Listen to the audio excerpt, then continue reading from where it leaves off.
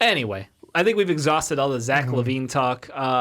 Let's shift our focus now over to the one of the highlights I would say of this season. The other one on the Bulls is Kris Dunn, because Kris Dunn is tied for the league lead in steals right now, and he's playing limited minutes. He's tied up there with Ben Simmons, if I remember correctly, and Ben's playing a couple more minutes a game than him. So it's pretty impressive what Kris Dunn is doing on the defensive end. I would say he's one of our anchors and leading the Bulls to a top 5 defensive rating in the NBA. Like, he's doing all the stuff. He's fantastic. But he's also the guy who, before the season starts, if I remember correctly, Sean was saying he was going to get traded. Sorry, just quick sip for a second. Yeah, I said early season that this was a guy that he had his back against the wall. Sean was predicting trade.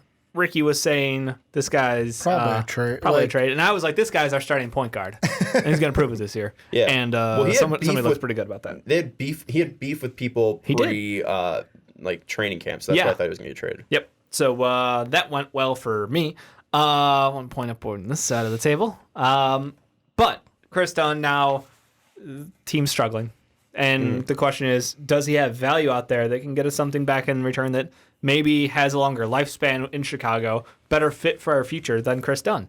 Yeah, I do think he's very valuable because of the way he plays defense. He's an automatic shutdown player at the guard position. And I think the biggest thing that's been interesting to me is I don't know if he's a good shooter yet. I think that's been the question over his first 4 years is he a good shooter? Because last year he shot 35% from 3. And this year he's shooting like 26, but then in the past 12 games he's shooting 42% from 3, which is interesting. And he is one of those guys that, free throw percentage, we always talk about how that being a good predictor. A good predictor. He's a 72% shooter from the line in his career, but he doesn't go to the line often, so it's tough to get a good gauge when he actually was getting a lot of shots. His second year, he was going to line 2.2 times per game. He shot 37, and then last year he shot 79%. So I do wonder if he had a good playmaker around him, if he could become a good off-ball shooter. Because there's times that he's left open and he misses them, but I don't think he fears shooting the ball too often. I do think that if he was added to the Lakers and he replaced Rondo, I think that is exactly what they're looking for. Spicy. A guy who can handle the ball. I think that he doesn't have to be the main ball handler, and you're passing it to guys that are very good in Anthony Davis, LeBron James, and in transition, I think that he's shown that he is a very good passer, and that's what they need. I mean, in transition, they're probably one of the most unstoppable teams in the league because you have LeBron and Anthony Davis. He's a good transition passer, and he consistently is starting transition because of his defense. So I think that Kris Dunn to the Lakers is the most intriguing trade out there for Kris Dunn. That's spicy. I think they need to figure out a way to make that work. Yeah. I think right now he's making under $5 million, so it is possible. I see Ricky, 5. the name that he's throwing out there. I don't think that's the deal. I think you're overvaluing Kris Dunn. But it is a guy that I just think say Kyle Kuzma out loud. Just do it. It's Kuzma and Quinn Cook. If I'm the Bulls, that's who I'm trading for. If I'm trading with the Lakers, that's the other thing with these deals of we can shoot them down and say they're not going to happen. But if I'm trading with the Lakers, the center of that deal will be Dunn for Kuzma. And what do we need to work out between that? Because otherwise, on the Lakers, I don't want any of the other guys that they'd be willing to give us. Here's the thing, though, is who is the better player right now? I think that Kyle Kuzma is more interesting for this team. He has, I think, one more year of control than Kris Dunn. Kris Dunn is not going to be back on this team. They're not bringing him back. I find it very hard with the way that everything is played out in his tenure here in Chicago over the past 3 years. It does not seem like him and the front office have a good relationship. He truly seems to be saying, fuck you, I'm proving you wrong with the way that he's been playing as of late. And I think that now when he's been in the starting lineup, he's been very good. So I think that Kris Dunn is trying to get out of Chicago. And I think that with only 1 year of control left, that brings down his trade value because guys can't lock him up long term. So if you're trading Kyle Kuzma, a guy that, in NBA ranks, is pretty overrated because he's the Laker, but it still has more value because he's an 18-point games per scorer. I mean, this was a guy that on, NBA writer Sam Vinici's big board, Kyle Kuzma was 5th. Yeah. Kris Dunn isn't on that list. So I think Kyle Kuzma is outside of the realm of possibilities there. I think Rondo gets put in the deal. I think Quinn Cook gets put in the deal possibly. And I think picks are just coming back to the Bulls. First. Yeah, future first or 2 seconds. I think it's because Kris Dunn doesn't have value to the Bulls. That's why, to me, get value back. So he's not going to be on this team next year. A deal that I kind of like. I'm going to bring him back. You remember Ryan from last week, right? Oh, Ryan Heckman.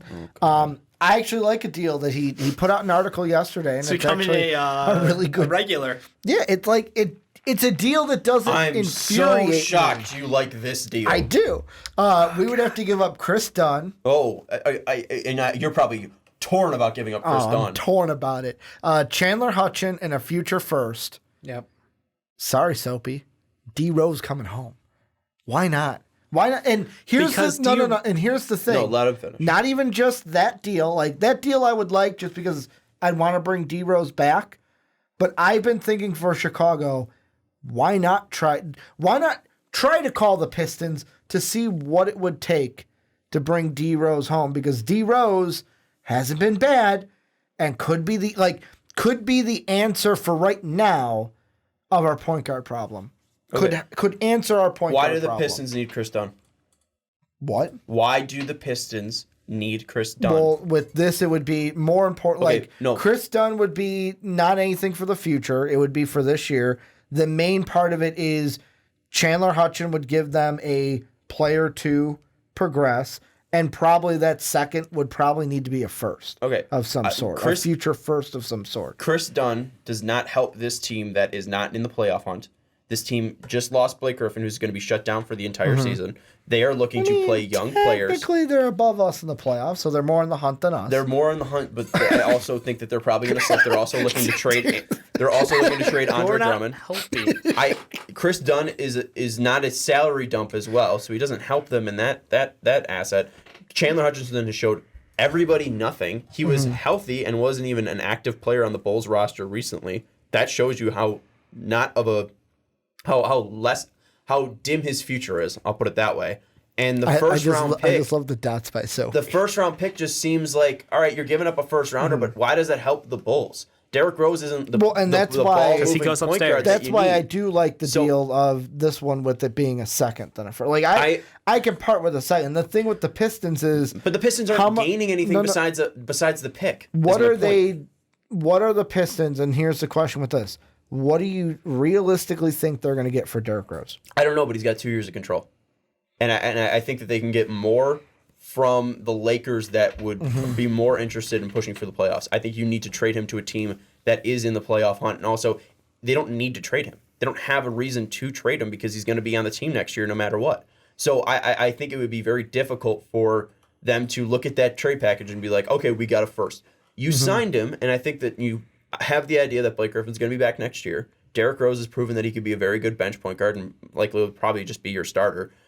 If they trade Luke Kennard, then maybe things change, but you still have Sekou Demboya. I think having a veteran guard out there is more important than getting Kris Dunn for a year and trying to progress Chandler Hutchinson and getting a first-round pick that, if it's unprotected, that would be the only way that I would do it because, hey, fuck, we might get a 7th overall pick. For Derrick Rose. But if you're getting a lottery protected, then you just keep pushing it back. I don't see that being a viable option for them. I think you need to go for a team that is in the top 5 of either the Eastern or Western Conference that need point guard help to go out and get for Kris Dunn. I don't think the Pistons are in play for KD. Out of those teams, for the real KD.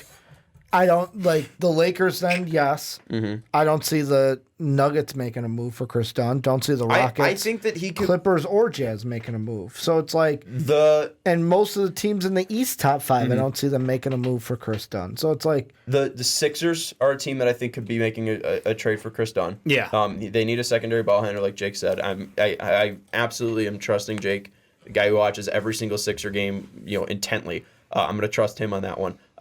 Going back to the Clippers don't, but the Lakers desperately do.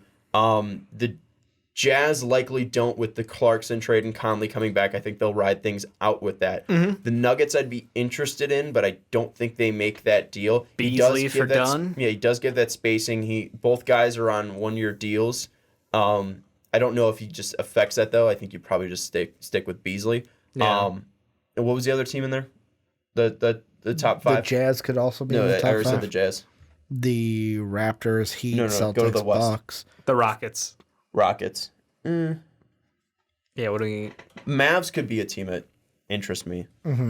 Because right now they have Luka, they have Jalen Brunson, they have JJ Barea, they have Seth Curry. Yep. Maybe you add another defensive player with there because you have 3 offensive players. Brunson's decent defensively, but JJ, Brunson, and Seth are all offensive guys. So I think maybe he is a guy that could fit with the Mavericks. That'd be interesting.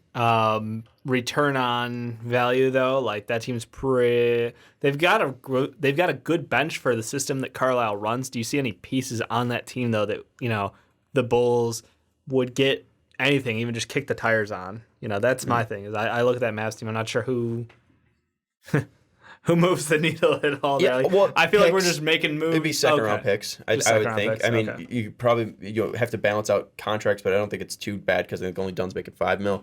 EZ says trade Luke Cornett. Luke Cornett sucks. I don't know who the hell would want him. That guy cannot play a lick of defense. So can we trade Boylan and Cool Hand Luke? Keep them together because Boylan seems to love him, and I don't know why. Yeah, he sucks. He's terrible. Big trash. Absolutely terrible. All right, throw out one final bad trade. The only thing that, we talked about the Clippers and Thad Young last week. Yeah. Could the Bulls package together a Thad Young and Kris Dunn to the Clippers in order to try to make that Clipper trade include Landry Shamet? No. I don't think Shamet brings something that they already don't have on their team. They already have Pat Bev. I don't think that they need Kris Dunn.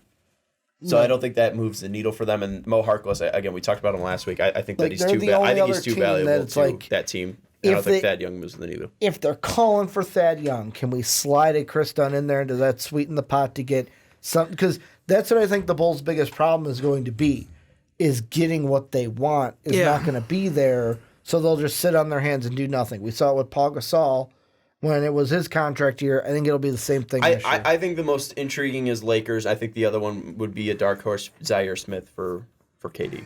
Oh, you get a player that's developable. I wouldn't mind that. Clearly, he doesn't bring much to that Sixer lineup right now. You get a secondary ball handler in Philadelphia. I think that would be the two teams that I would look for: the 76ers and the Lakers. I kind of like that. The only other one that I would float around there is fuck you, Soapy. Cornette, the only good Bull, though. # get him help. The only other team I'd float around there is maybe the Hornets for a Malik Monk deal. And I know we already have 2 shooting guards, and I just want Malik Monk because I'm greedy. Deal with it. He's a guy who we got to get your boy Devontae Graham, don't we? Devontae Graham is more valuable than Kris Dunn. But it gives them someone who can ball handle on that bench because Terry Rozier seems to need Devontae Graham playing alongside him, and they don't really have a great bench point guard. And I just think that one would be interesting, and I want Malik Monk because he's underperformed, but he's also the wet boy. So that's it. The moist one. He's the moist one. Yeah, not the wet one. He's the moist Monk. I think that wraps up. I kind of like the Sixer one. The Laker one would be interesting, but it's one of those things where teams need a backup point guard who plays defense, but at the same time, at the top right now, none of those teams have anything value-wise that matches up, and they're not urgently going out to get it because it's not their biggest hole. Yeah, so the Monk thing too. At this point, you've seen 3 years of him. Yep. The team sucks, so you'd think that he'd be able to do something with the minutes that he was getting early in the season, and you just see his minutes declining and declining and declining and declining, and I think that just shows the quality of play and the quality of focus that he brings to the team. Maybe we could try to steal a McDaniels. Yeah, I liked him in the draft. I just his brother's obviously gonna be a higher pick. Oh, he's gonna be so much better. I just think that the lack of focus and the inconsistency is probably what's gonna do in Malik Monk, and he's a guy that I'd find it hard that he's gonna be in the NBA 4 years from now. Oof. I don't see it happening just with how inconsistent he's gonna be. Okay, he's been. That's fair. All right. That wraps up our Chicago Bulls talk for today. 2 segments down, 1 to go. 2 trade talks. 2 trade talks. 3rd to come. Yeah.